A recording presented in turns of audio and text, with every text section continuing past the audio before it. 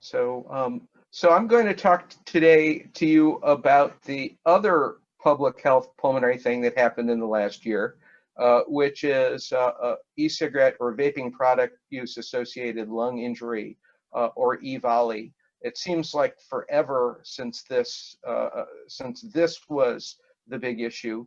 Obviously, COVID has overwhelmed everything else, but it may still be occurring and probably worth talking about. Next slide. And my role in this was I was consulting to the CDC response and no commercial conflicts to disclose. Next slide. So here's what we're going to do. We'll start with a bit of an introduction. We'll talk a little bit about the details of the outbreak that happened last year. We'll talk about the potential role of vitamin E acetate in the lung injury that occurred. Then we'll talk a little bit about diagnosis and management of this condition, a bit about public health recommendations, and then we'll finish up and take questions. Next slide. So it seems like so long ago, but the EVALI outbreak began in August 2019. At least it came to our attention in August 2019. And you see a picture over here of this CNN report from August of last year, when 8 Wisconsin teens were reported as being hospitalized with severe lung damage due to vaping. Next slide.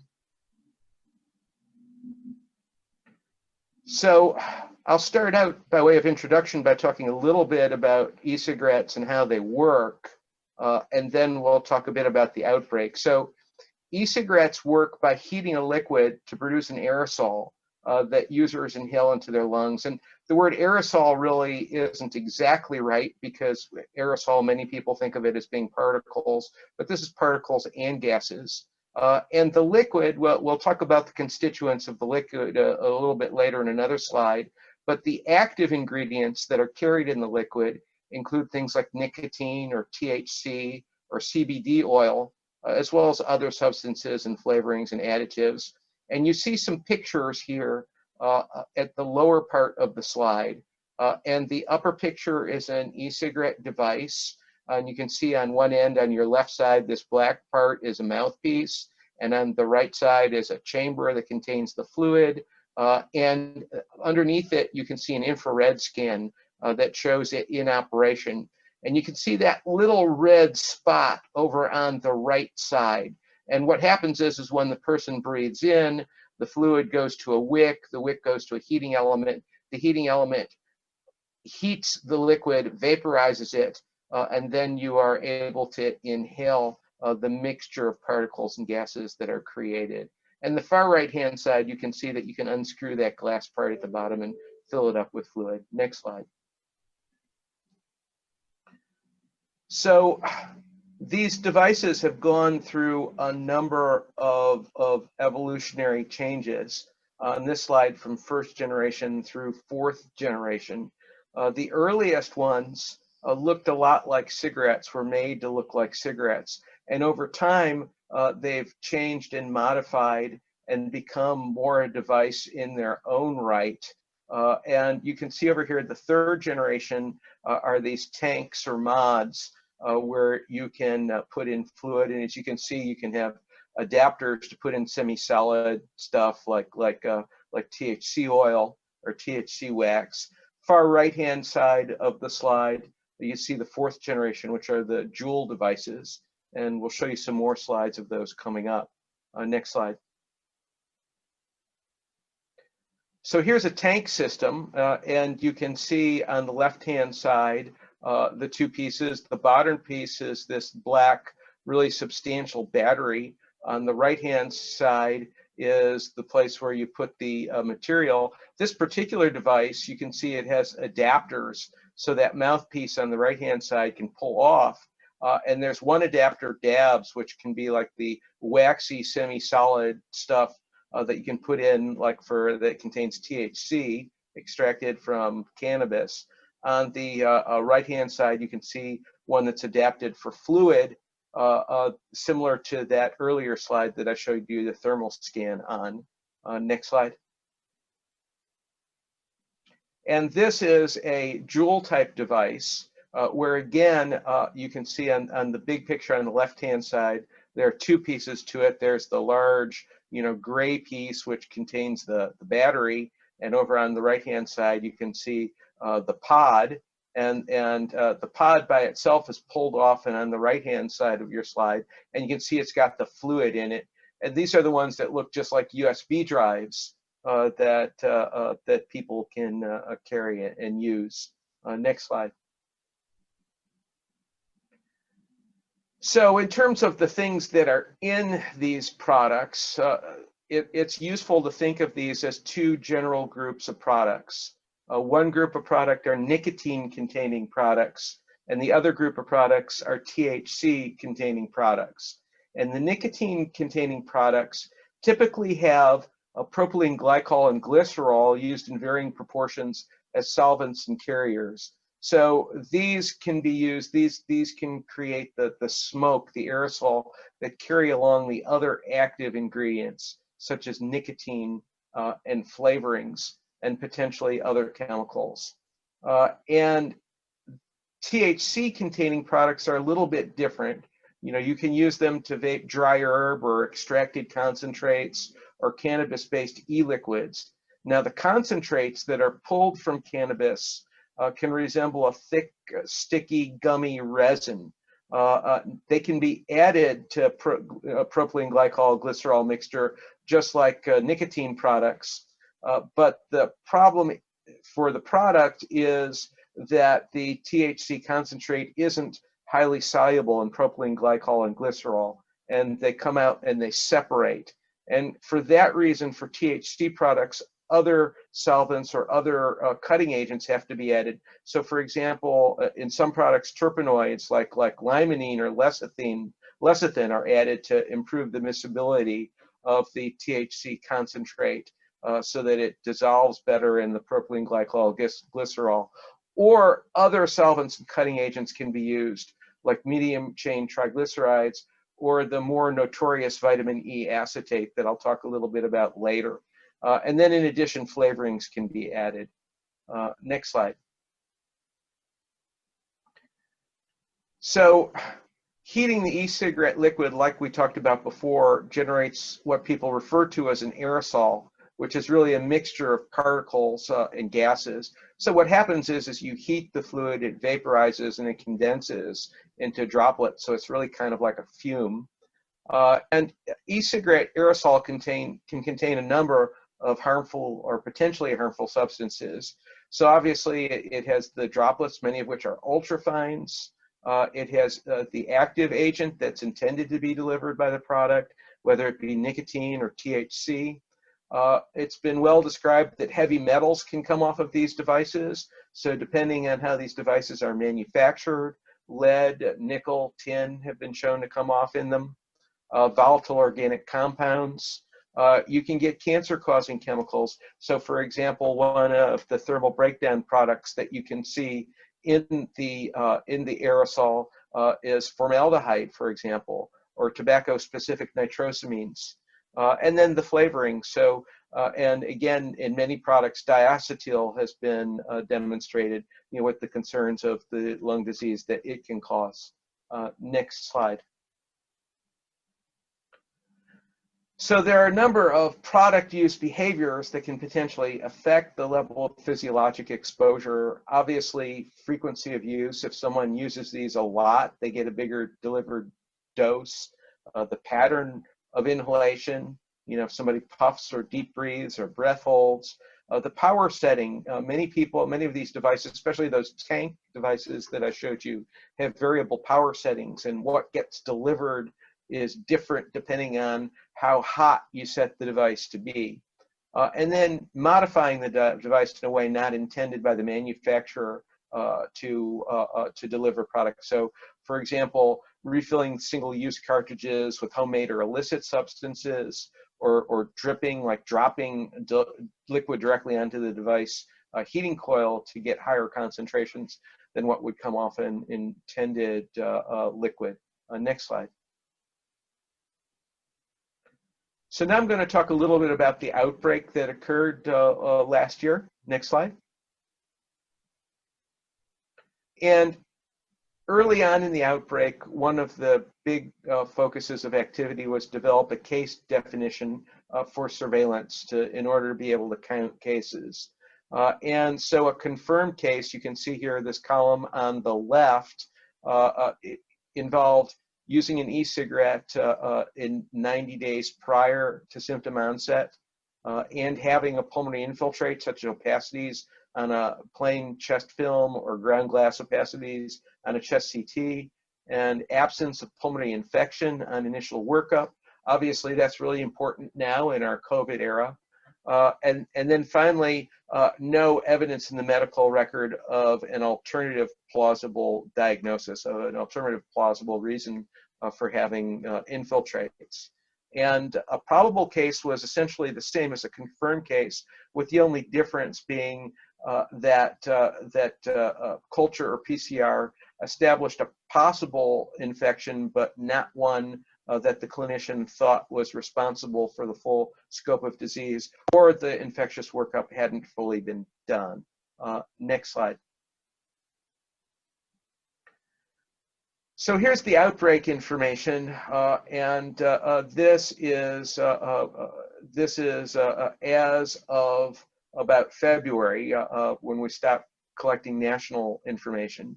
But as of then, there were about 2,807 hospitalized EVALI cases in all 50 states and 2 US territories.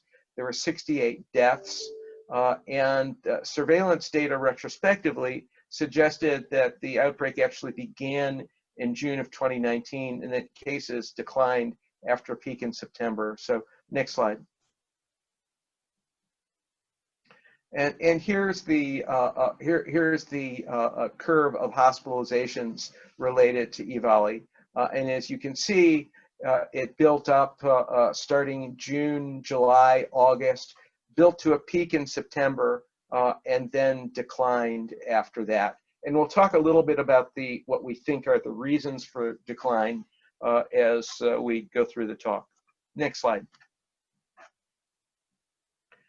And similarly, here's a graph that shows you emergency department visits with vaping product use as the chief reason for visit. And again, you can see that this peaked up in September 8, 2019. You can see that that's where the peak is labeled. Next slide. And again, like we talked about, all 50 states and 2 US territories were involved in this nationwide outbreak. Next slide. So in terms of patient characteristics, as of January 14, among almost 2,700 hospitalized cases, 66% were male and 76% were under 35 years old. So this outbreak largely affected younger folks. And as of January, among about 2,000 hospitalized patients with information on substance used, about 82% reported using THC containing products. 57% reported using nicotine-containing products. Only 14% reported exclusive use of nicotine-containing products. So the vast majority of cases were in people who used THC-containing products. Next slide. 50% of EVALI patients who reported using THC-containing products provided data on where they got the product from. And only 16% reported getting products only from sort of legitimate commercial sources. And 78% reported acquiring products only from informal sources. And 6% reported getting them from both. So a large majority use THC, and a large majority obtain their products from informal sources. 54% of EVALI patients who reported using nicotine-containing products provided data on where they got their stuff from. And as opposed to THC, a large majority reported acquiring products only from commercial sources. And 15% reported acquiring products from both commercial and informal sources. and 17% only informal sources. So these were sort of different. THC, mostly informal sources, and nicotine, mostly formal sources. Next slide. So this brings us to the potential role of vitamin E acetate, and this is really a fascinating story. Next slide. So, like we talked about just a bit ago, most EVALI patients report a history of using products containing THC. And again, as we talked about earlier, vitamin E acetate is used as an additive in some THC-containing e-cigarette or vaping products. And that's because that THC concentrate, that thick, gummy, semi-solid stuff, dissolves in vitamin E acetate, and it doesn't dissolve well in the propylene glycol glycerol mixture that's used in conventional e-cigarettes. Vitamin E acetate also, again, it's a fascinating story. It looks just like THC concentrate. So when consumers would buy it, they thought they were getting something really powerful because the vitamin E acetate looked just like THC concentrate. And you know, one indication of the potential role of vitamin E acetate was that it was introduced into THC-containing products in the year before the EVALI outbreak. Next slide. And that was documented by several groups. So for example, the New York State Department of Health identified vitamin E acetate in case-associated THC-containing products, and it hadn't previously identified it in any products evaluated by the state. And as of December 10th, 2019, at the height of the outbreak, they analyzed 147 THC containing fluids used by 61 cases, and 69% of those contained vitamin E acetate. FDA also collected samples on a national level, and as of February 12, 2020, 843 of the 1,090 samples connected to patients had undergone testing, and 61% contained THC, and 50% of the THC products contain vitamin E as a diluent. And there were also an MMWR that was published at the time from Minnesota that showed a similar chronology where many products at the time of the outbreak contained vitamin E acetate, but products earlier on had not. Next slide.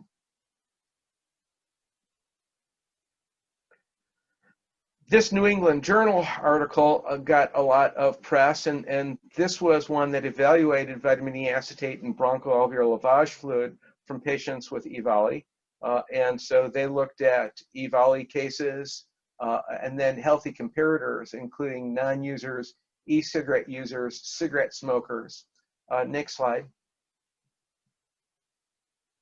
And if you look at the row where the arrow is at the top, among EVALI case patients, 51, 48 of 51 had vitamin E acetate identified in their bronchoalveolar lavage fluid, whereas none of the non-users, e-cigarette users, cigarette smokers had vitamin E acetate in their fluids. And vitamin E acetate was the main thing that was different between those with EVALI and those without it. Next slide.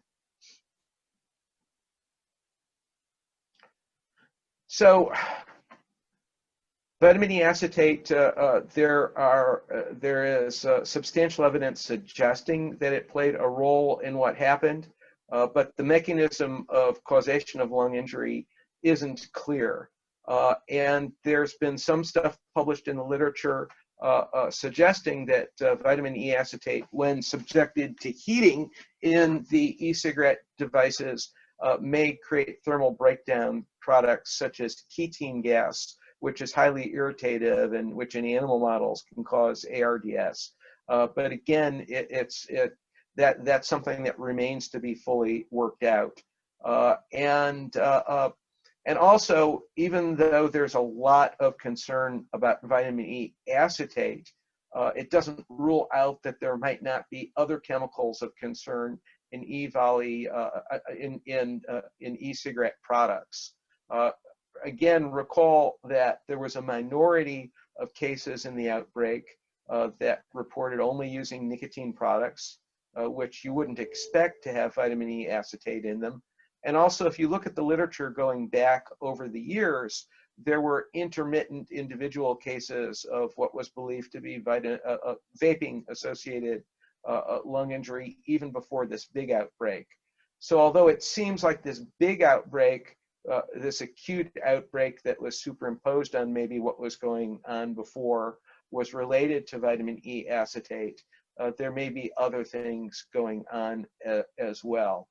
And it may be that part of the reason why the outbreak decreased so much is once it became apparent that vitamin E acetate was likely to be a cause of lung disease, apparently even in the informal market, people kind of stopped using it. Next slide. So diagnosis and management. Next slide. So patients with EVALI commonly report respiratory, GI, and constitutional symptoms. So you can see 83% of cases had cough, 87% shortness of breath and 55% chest pain. Many had GI symptoms, 70% nausea, 66% vomiting, 43% abdominal pain or diarrhea. Fever, chills, weight loss were also common. The median duration of symptoms before presentation to caregivers was reported as 6 days with a range from 0 to 61 days. Next slide.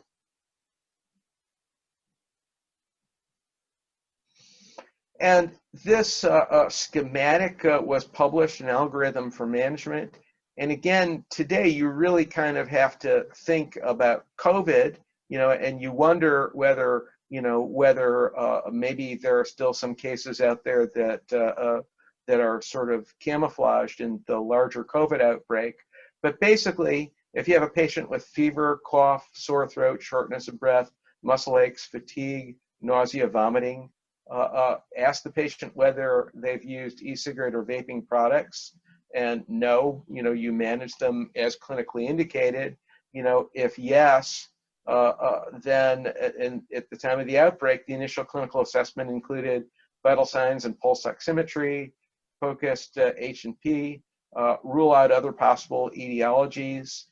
Today, not just influenza and community-acquired pneumonia, but also COVID. Determine if the patient is a candidate for outpatient management. If among EVALI patients, the criteria for outpatient management were O2 set greater than 95% while breathing room air, no respiratory distress, no major comorbidities that could complicate management, and reliable access to care and strong social support systems. Next slide. So if the answer to all that was yes, then you can go down the path of outpatient management, which is consider a chest x-ray, advise discontinuation of e-cigarette or vaping products, consider corticosteroids. Corticosteroids anecdotally were very effective in helping people who had this condition. Manage, and if there was a concern that infection might be present, to go ahead and treat that. And then in addition, often offer cessation services and administer, your vaccines and ensure follow-up within 24 to 48 hours. If the answers to the questions related to whether someone can be managed as an outpatient, if it didn't look like the person could be managed as an outpatient, then you go down the path for inpatient, evaluation, including, urine toxicology, chest x-ray, consider CT scan, and then, evaluation management as appropriate for, their more severe disease. Again, discontinue e-cigarette or vaping products, offer cessation services, consider corticosteroids, vaccinate obviously when that's appropriate. In terms of discharge planning, screen for mental health, substance use disorders, ensure appropriate follow-up, ensure clinical stability for 24 to 48 hours prior to discharge. That's important. As we'll see, there are some people that get readmitted. Ensure access to appropriate social, mental, substance use disorder services, and basically ensure appropriate follow-up, including follow-up with a pulmonologist within 2 to 4 weeks. Next slide. In terms of chest imaging from EVALI, this was the typical kind of presentation, which was bilateral ground glass with subpleural sparing. There were other findings. A substantial minority, for example, had pneumothoraces. Next slide. In terms of histopathologic features, if you look through the literature, there are a number of different kinds of pathologic patterns that have been described in association with vaping. However, during the outbreak, in looking at a series of patients from the outbreak, the major findings were of acute lung injury. So organizing pneumonia, where you got fibrotic, foci, fibrotic changes, also diffuse alveolar damage with hyaline membranes, and you can see here the pink hyaline membranes. So basically acute lung injury, and histopathologically, it looks like an inhalational kind of injury was the dominating thing in the outbreak. Now, there was a lot of play early in the outbreak about lipid-laden macrophages. And indeed, foamy or vacuolated macrophages and pneumocytes are common. You can see this right under here where it says other histologic features, these first 2 rows. But none of the cases that they evaluated, if you look at the bottom row, were felt to have exogenous lipoid pneumonia. So in terms of the outbreak, most people at this point feel that this was acute lung injury, and that the lipid-laden macrophages, the lipid staining of macrophages that was positive, that was seen, was endogenous lipid in the macrophages, and was an endogenous kind of thing associated with the lung injury, as opposed to external lipids that were breathed into the lung. Next slide. In terms of risk of rehospitalization and death, as we mentioned before, there are certain groups of EVALI patients that are more likely to be rehospitalized or to die after discharge. Of the about 1,100 reported cases that were discharged from their initial EVALI hospitalization, 31 or 2.7% were rehospitalized, a median of 4 days after discharge, and 7 patients died following discharge, a median of 3 days. And the risk factors may include increasing age and chronic medical conditions, such as cardiac disease, chronic pulmonary disease, and diabetes. So that's the reason for the recommendation, to assure that the patients are stable prior to discharging them. Next slide. So recommendations to prevent rehospitalization. So inpatient, document clinical stability for 24 to 48 hours prior to hospital discharge.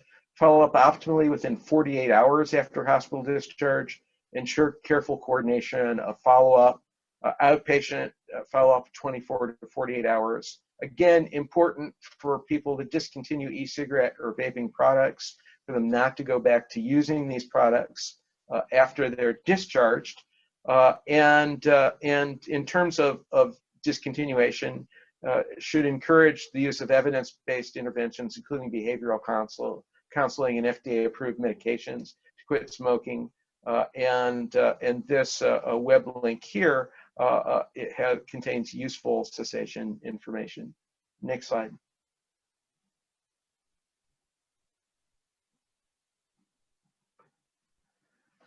So even though CDC isn't aggregating and reporting national data anymore, we still can encourage clinicians to report possible cases to their local or state health departments for further investigation when cases are recognized. Next slide.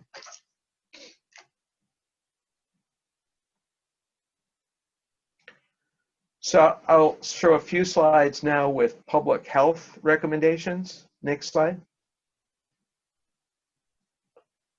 So CDC and FDA recommend that people don't use THC-containing e-cigarette or vaping products, particularly from informal sources like friends or family or in-person or online dealers.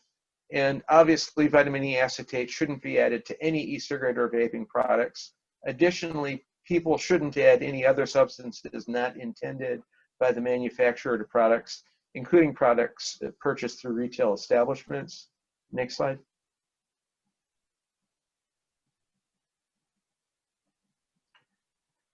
And e-cigarette or vaping products should never be used by youths, young adults, or women who are pregnant.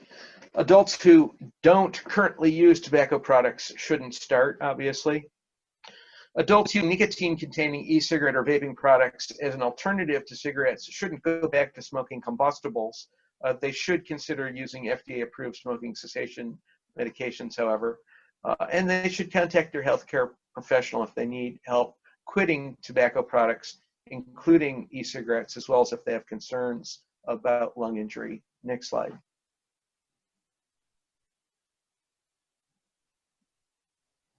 THC use has been associated with a lot of health effects, especially with prolonged and frequent use. The best way to avoid potentially harmful effects isn't to use THC-containing e-cigarette or vaping products. And people engaged in ongoing cannabis use that leads to significant impairment or distress should seek evidence-based treatment by a healthcare professional to help them to quit. Next slide.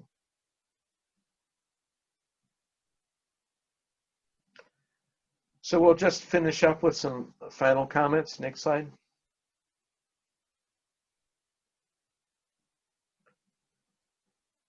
So a lot of progress has been made in identifying the causes of EVALI. It sharply increased in August 2019, peaked in September 2019, and subsequently declined.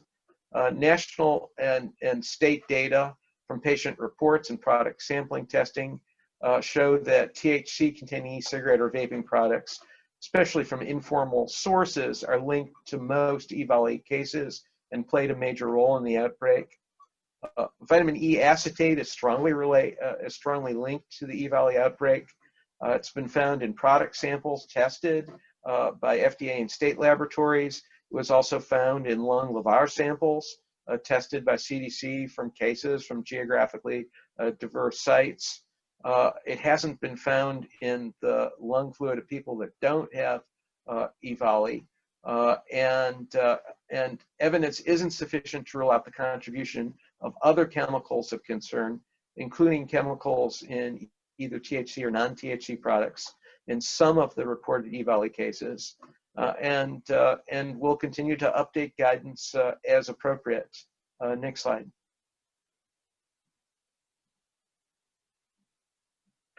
So that finishes up what I have to say. There's still materials posted at cdc.gov lung injury on this condition. And like I say, there's so much overlap clinically between this condition and COVID. You wonder whether there's still some of this going on. Hopefully when we get past COVID, this will continue to have at its low level that we had achieved before COVID hit. So I'll stop there and take any questions. Thank you so much, Dr. Weissman. That was excellent. So we did get a few things in the chat, but I wanted to ask everyone, were there any questions, comments, thoughts about Dr. Weissman's didactic? I have a question. This is Allison Sela. Were you seeing any type of EVALI in patients that had used e-cigarettes more than 90 days? Because I know that the 90 days was in the criteria for diagnosis, but did you see anybody further out than that? You know, my understanding from talking to folks, and I don't have, this isn't based on data, this is based on talking to people, is most people had used e-cigarettes actually more recently than 90 days. So so like if somebody had used them, like 120 days ago, and they developed disease, I would think that the chance of them having EVALI would be quite low. Does that answer your question? Yes, thank you.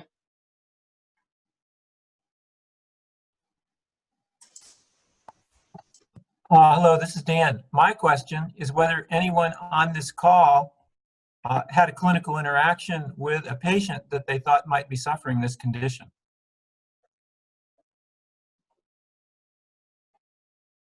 So Dan, we don't have the folks from WVU on the call right now, but I know they had several cases. I was going to say the same. My husband is an intensivist at WVU, and I know that they did have a couple of cases.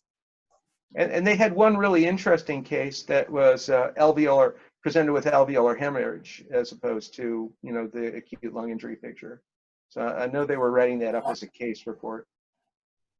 And David or anybody else on the call, I mean, I have heard anecdotal reports from high school and middle school students that we've interacted with in Mingo County and Eastern Kentucky and Logan and Lincoln counties about stories of students they knew hospitalized in southern West Virginia. Is there anybody here who knows about confirmed West Virginia cases?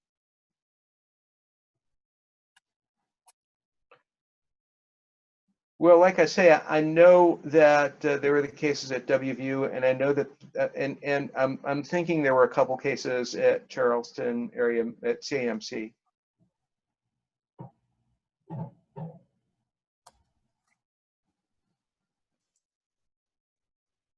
Those are all excellent. Thank you, Dr. Doyle, for those questions as well. We got a chat in from Tara saying no as well. So, comments or And questions? I know that there were, I'm sorry, and Dan, just also to answer your question, all 50 states had cases that were reported by the state health department. So I know that there were at least a few that were reported, from West Virginia to to CDC, but I can't tell you offhand how many.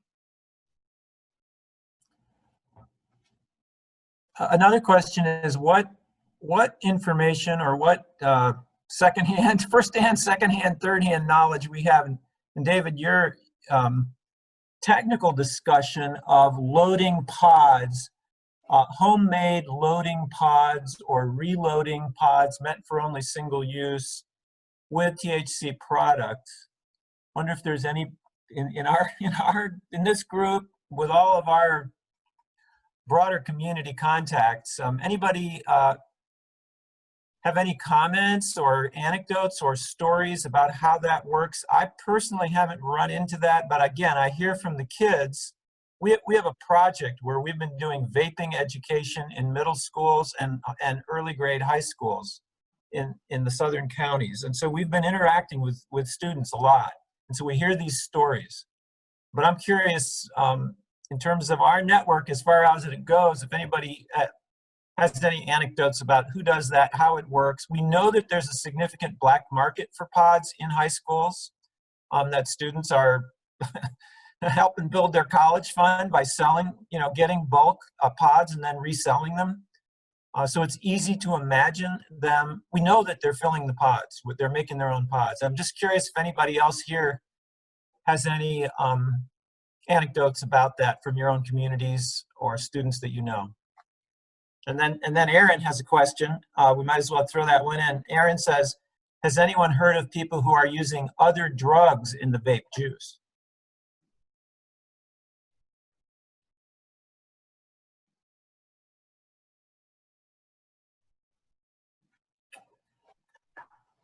And I'd throw that back to you, Aaron, to you.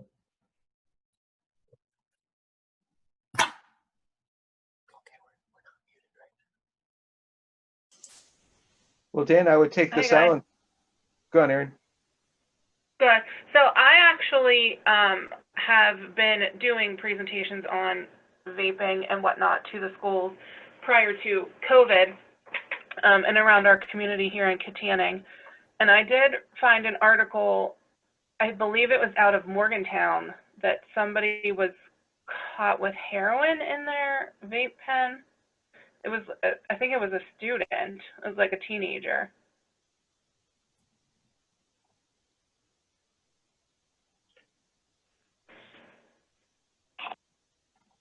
Not surprising, but sad. Got a chat in from Tara saying, I don't have any patient or community experience of vaping. Thank you for sharing that. Any other comments or thoughts?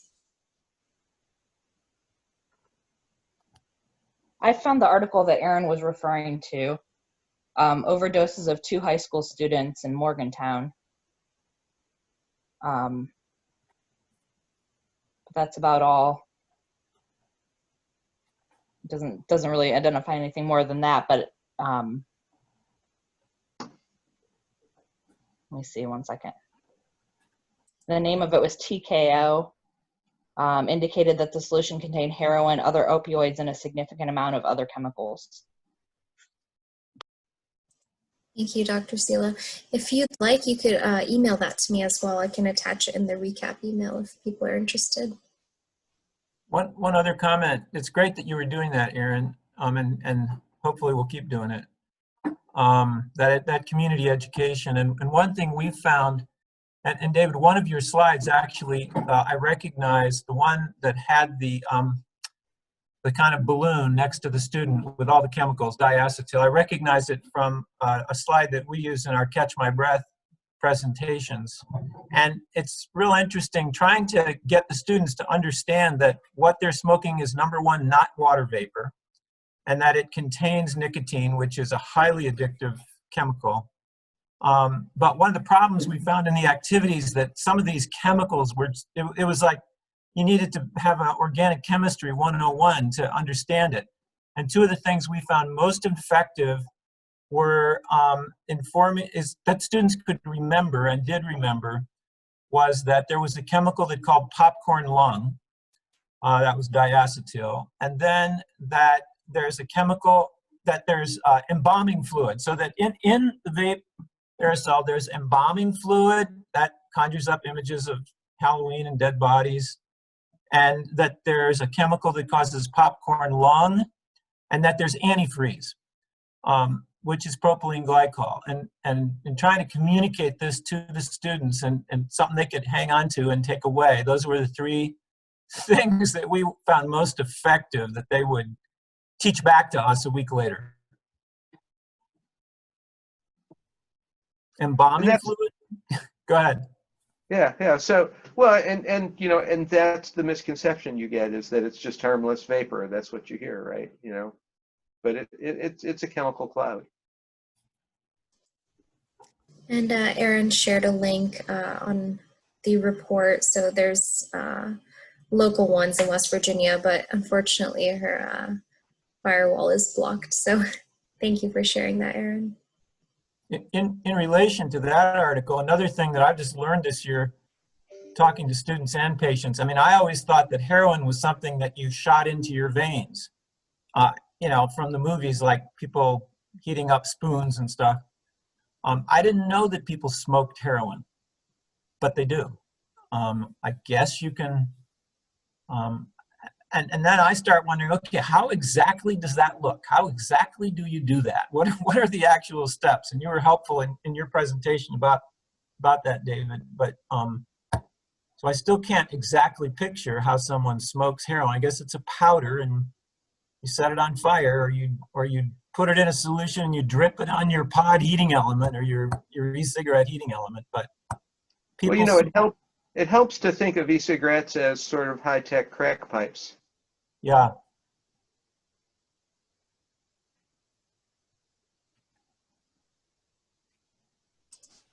Thank you all. This has been great discussion and conversations. We still have about 15 minutes left of the session. I would hate to cut it short or anything. Any other comments or questions?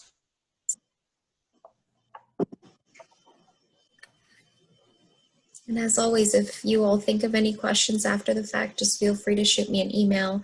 I'll take note of them and everything as well. All right.